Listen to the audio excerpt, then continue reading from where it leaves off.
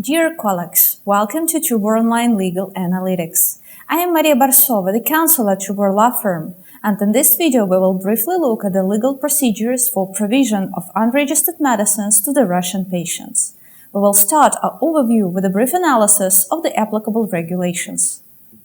In accordance with the Russian Constitution, every person has the right to health protection. Medical care in state and municipal hospitals is provided to citizens free of charge. All the expenses are at the account of the relevant budget, insurance premiums, and other revenues. According to the federal law on health protection, the government must guarantee to the citizens the provision of due medical care. Medical care must be provided based on the medical standards and clinical recommendations. Further, to the federal law on health protection, a medical commission may prescribe the medicines not included into the relevant medical standard if required by the patient's situation due to certain medical reasons, such as individual intolerance or for vital indications. Moreover, a board of healthcare professionals called the Consilium of a specialized federal medical institution may prescribe an unregistered medicine to a patient for vital indications. The Russian Supreme Court ruled that the decision of such consilium is a sufficient basis to allow the import and supply of an unregistered medicine. While the law does not define the term vital indications, it is a general consensus among healthcare professionals to prescribe unregistered medicines for any life-saving treatment. In the legal practice, the term vital indications is interpreted broadly and includes inter alia prevention of disabling health complications.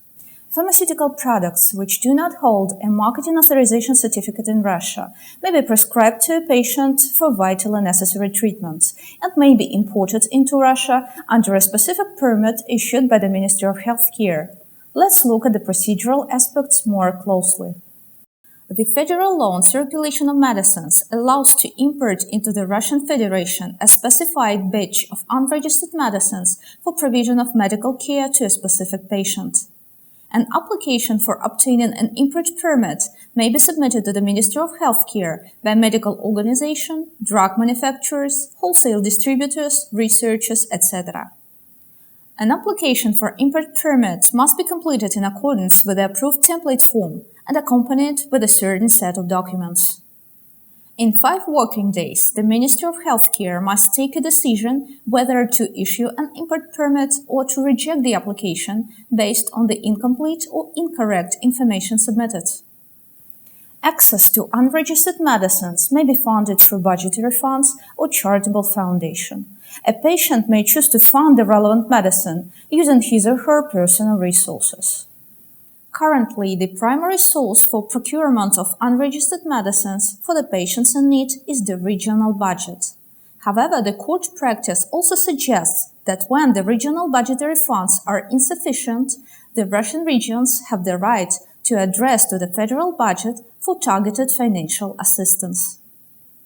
It is worth mentioning that in cases where patients are denied funding, they may apply to the court to protect their rights to receive adequate healthcare treatment according to law. In most cases, the courts tend to support such patients and oblige the regional healthcare authorities to purchase unregistered medicines prescribed for vital indications. Despite regulations and court decisions, due to a mix of red tape and financial constraints of the governmental bodies, the possibility to allocate federal and regional budgets for funding of unregistered medicines is not equally available to all patients in the Russian Federation. While trying to obtain budgetary funding for the unregistered medicine, a patient may choose to address to a charitable foundation or purchase the unregistered medicine using his or her private financial resources. In cases where a charity foundation decides to cover the treatment cost for the relevant patient, a three-party agreement is usually concluded. This practice is endorsed by the Ministry of Healthcare and the Federal Customs Service. Pharmaceutical companies and their representing partners may conduct educational and scientific activities targeted to raise disease awareness. All the relevant activities must be non-promotional in nature and must be based on the publicly available scientific data.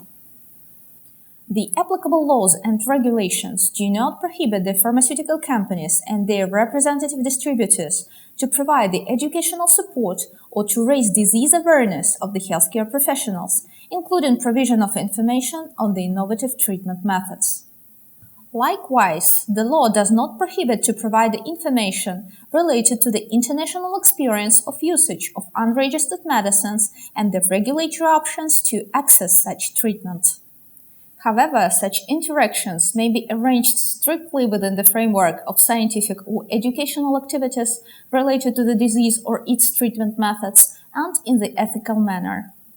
And this is all for now. For more details, you may contact me via Trubor website or via my professional profiles and social networks. Please stay with us on Trubor Online.